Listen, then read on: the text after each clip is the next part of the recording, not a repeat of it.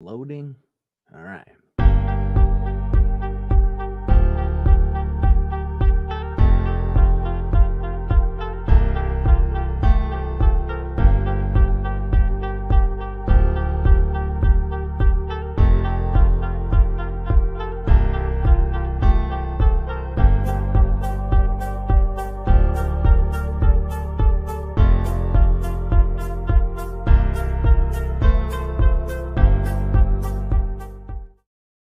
What is going on, my good people? It is Nathan Payne, and we got Benson Juarez. How you doing, Benson? Awesome, bro. What's going on in your world?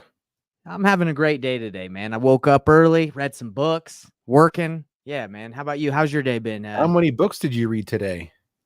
I I probably read for 30 pages. If you want to know the exact amount, I can tell you, but it's No, that's 30. good. I just like how you said it. I read some books. Like, I read a couple different books, but I didn't finish any of them. that's good though, man. You're doing 99% more than the rest of us out there who want to read books. I know it can be tough, guys. I know. I was there, but now I'm consistent with it. Thank goodness. And that's what we're going to be doing today is we're going to be showing you how to be consistent with using Privy, not only using Privy, but calling seller leads and how to talk to them. So Benson, just to let everyone know who you are and who I am, I'll start. My name's Nathan Payne, been in the business for about 6 years now, wholesaled tons of deals. And my desire is to help you guys close more deals because I know how painful it can be to get leads and not be able to convert. And you're just sitting there like, man, what did I do wrong? That's what these calls are for. So you guys can learn how to convert more and do better. Benson, who are you? Yeah, Benson Juarez, industry vet, been around a long time, done all kinds of different strategies, been in the real estate game for 20 years, prop tech, angel investing, got my hands in a little bit of everything. Probably too much, right? I need to probably focus a little bit better, but I love these calls, right? Because we get to do real stuff. We really get to get in the weeds and talk to leads and agents. And that's what's so great about these calls. Exactly, 100%. So today we're going to be going through the process of how do you start that. Let's say a lead comes in. What does that look like? Because I know with Privia, it's a lot of on market. That's usually what we use it for, but it also has a great comping tools. You can pull lists. You can do so much with it. So we're going to be showing you guys how I look at it quickly before I make a call, just so I kind of have a good idea. Now, the plan, that's what the plan is for today, is that we're going to call a lead specifically, but I'm going to show you what I look at to kind of be ready for that call. And our promise is always is we're going to make a call. We're going to make live calls. So you guys can see, am I going to freeze? Am I nervous on the phone? How do I talk? Let's see how it really goes down. All right. So Benson, today, we're going to kind of go in depth and looking at deals, but I really don't look too much at the information before I make a call, mainly because they might not answer. So I don't want to waste my time like looking too in depth at information. I usually pull it up while I'm on the phone. I'm curious for you, if you ever get a lead, do you kind of try to analyze it a lot, or do you just make the call? You know what? For on market, I do analyze it a little bit more in depth than something that's off market because it's not so much a volume game. But on market, it's really more about the numbers.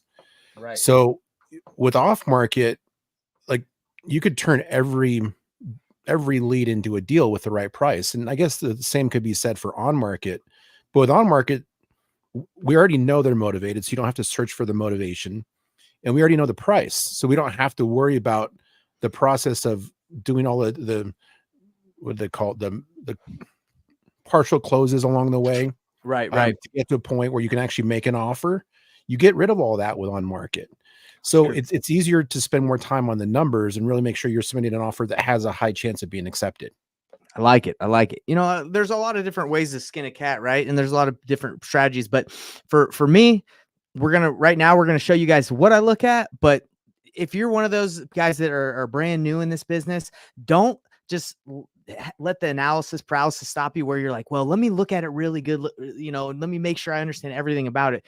Cause that can stop you. I know it can stop a lot of people that I've worked with. They just want to be 100% sure that they know everything. And that's honestly impossible because, you got to get on that phone. So I am showing you guys what it looks like, but don't get it twisted. I'm not just doing this and it's not taking hours. It's literally taking minutes, right? Maybe even like 1 minute. So let's share my screen. Benson, Yep. can you see my screen right here? I got it. Okay, so this is a lead that got submitted, and hey, it is actually, according to this, it's active. So isn't that funny? It's a lead that we paid for that came in, but it's listed, right? So this happens a lot. A lot of sellers who haven't been able to sell their homes actually list their properties. Sorry, that a lot of sellers who have their homes listed on the MLS will submit a form to like a service where we buy houses for cash because they're like, man, this isn't moving. Let me see if a cash buyer can do it quickly. I'm sure you've seen. Oh, 100%. Yeah, they're just looking for multiple channels to get that thing off their books, right? They don't care if it Exactly. sells through the MLS or if they have to sell it to somebody else. Now it says it's been active for 215 days. Now that sounds like a lot. You know, if they've been on the market for that long, they're probably extremely motivated. But maybe they can't drop it lower. I'm just assuming that maybe they can't drop it lower than any lower because they probably have a mortgage they have to pay off. They have the fees of listing it with the agent. There's got to be something going on if it has been listed for 215 days, right? And it hasn't moved. Yeah, there's something going on there. I don't know what it is. Obviously, it's price. I mean, Yeah, that's the main thing, right? of Is course. price. So they haven't met the market price yet for where the real demand is for that kind of property. Exactly. So for me, that's pretty quick. I can look and say, hey, it's been on market for a long time. It hasn't moved. And the cool thing about it is a townhome. So comps are pretty easy to come by. You can see in the Yeah. solds, if we go down here to the comparables, we can kind of see, yeah, most of these homes that are selling, these townhomes are going to be in the 240 to 260 range ARV. You know, because they're not going to vary too much since they're all the same. And these look like newer builds too. 2021.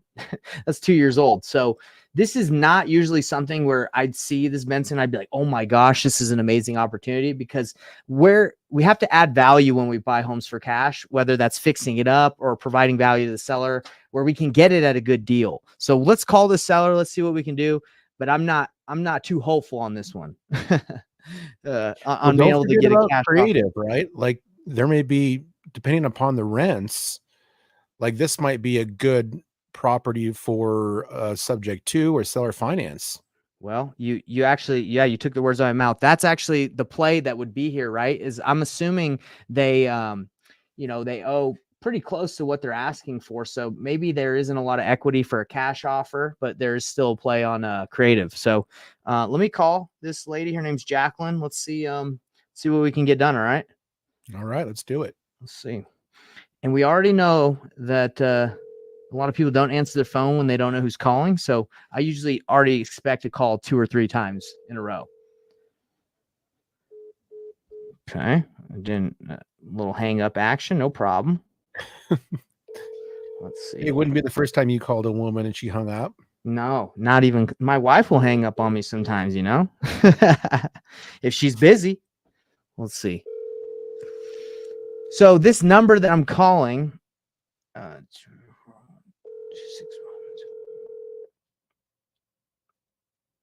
let's see if it goes through this time.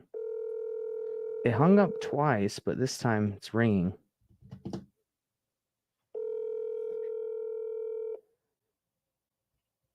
Your call has been forwarded. Ooh, interesting.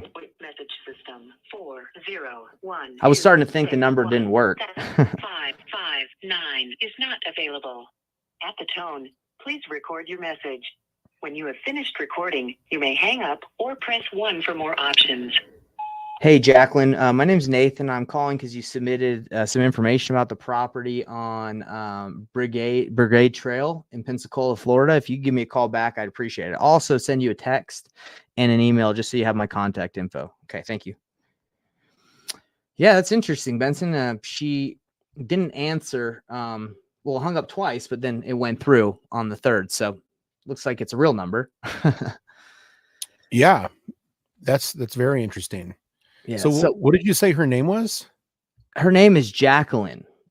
Okay. Would that be, we can actually look in Privy and see who the listing agent is. Let me see. Well, so based on public records, that is the owner of record. Oh, okay. Got it. That's in the public record section. If you go down on the bottom of that CMA. Oh, okay. Got it. Yep. Okay. Well, yeah, then it is the right owner, Jacqueline. Yep, that's it. Cool. Well, guys, so at this point, you call 3 times, you send a text, and you send an email, and if they don't respond, you follow up, right? You do another hour or so. Now, what would the game plan be, right? For me, just to kind of let you guys know, because we can't. I'm not going to be on here for an hour with you guys. When I call her, my goal would just be to see, hey, I've noticed this is the information I've seen. You filled out some information. You want to sell the house. What can you let me know a little bit more about the situation? That's my goal is I don't really want to talk too much about the house. I don't want to talk too much of go too in depth. I want to know what's going on and how can I help? Um, and that's kind of how I approach conversations, because you're always looking for the win-win. When I'm trying to talk to sellers, I'm always looking for what is your end in mind? What's the goal? And obviously they want to sell. And how can I help you get there? I might not be your best option, but I can for sure, talking to me is going to help you get there, or at least closer to there, even if we don't do business together. So that's how I approach my conversations. There's zero pressure at all, because if you treat everyone with love and respect and you want them to succeed, even though that might not be doing a deal with you, what goes around comes around. Maybe they have a referral, maybe they have a friend, or that's just the right way to do business, in my opinion. You can't strong arm someone into accepting working with you, right? Because it's all about trust. Yeah. So yeah, Benson, that was kind of a quicker call today, because we didn't, we don't have to go too in depth. Really, I just want you guys, everybody that's on here, to know, using Privy, which I'll go back and I'll show you. Let's see. You can find out a lot of good information just immediately just by looking at the property, right? Okay, it's active. Yeah. They've already price dropped it. You can see that who filled out the form. What you were saying, Benson, the information is down here under. Did you say assessor's records? Is that where you were saying it was? Yeah. So you can see right here who it is. And on this one, we can I'm assuming we're going to have to go creative, just because they're probably not going to be able to get it low enough. Because if we ran a cash offer on this thing, I'll show you guys how I run a cash offer on this pretty quickly. Oh, the calculator. And also too, with the rents in there, I saw the rental data. It's going the exact same units going for $19.95 on the rental comps. So that's where the rents are going to be for a property that's exactly like this one. Right. And it really would depend on just what the mortgage is, right? If you could cash flow on it, or if it would make sense. But a lot of people, they don't need a cash flow necessarily. So that's a good point.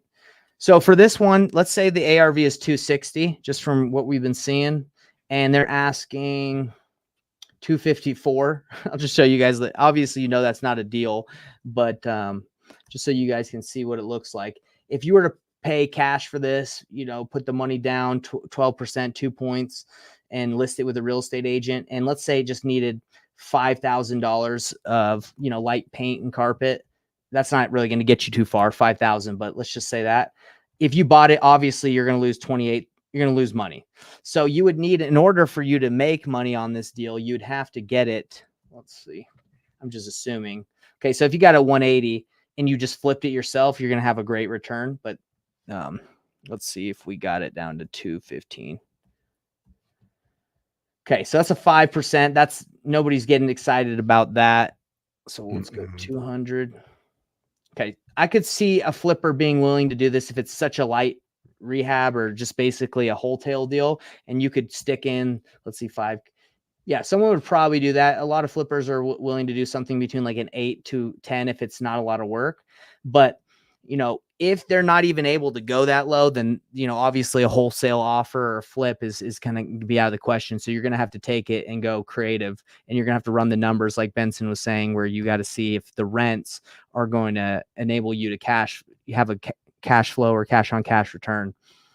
So anyway, that's how I do it, Benson. Do you have anything you want to add to that? No, I think that because it's such a new mortgage, there's not going to be any equity. Chances of them putting down 20% or something like that is, that's not real.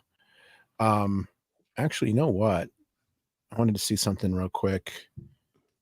It doesn't say it. I was going to see if it said owner occupied or non-owner. Looks like it's owner occupied. So yeah, she probably didn't have to put down a bunch of money on it, but if $2,000 would be what the rents would be. Yeah. So if you can get the mortgage to be lower than that, then there might be a reason for doing it. But I don't know if this is an area that's appreciating it at a higher rate, or if it's just a cash flow scenario. Obviously you can get the depreciation, but cash flow and appreciation are going to be the two main revenue drivers. Love it. Well, Benson, thanks again for being here with me as we do these calls. It's always kind of fun to show people what the real business looks like versus like the flashy checks that everyone sees. Well, this is what gets you to those points you got to go through. You got to look at deals, you got to make calls, and you got to figure out what's your exit strategy. So, Benson, thanks again. Is there anything you want to say to our people before we take off? No, just like what Nathan was saying, you guys, consistency is the key. Make those calls. Don't distract yourself with the numbers. That's why Nathan made the point earlier that he doesn't run numbers on off-market deals until after he's made the call, right? A lot of times people will distract themselves with running numbers. So they don't have to make calls, and they like, oh my God, I ran out of time. I can't make any calls today, because you spend a bunch of time in the system not talking to people. 100%. You get the deals from talking to people and seeing how you can help them achieve their end in mind. You're right. How you can help them get what they want. All right, Benson. Well, we're out of here, everybody. Brother. Thanks for coming, Benson. And we'll see you next week. All right. Sounds good. Bye, everyone. Bye, everybody.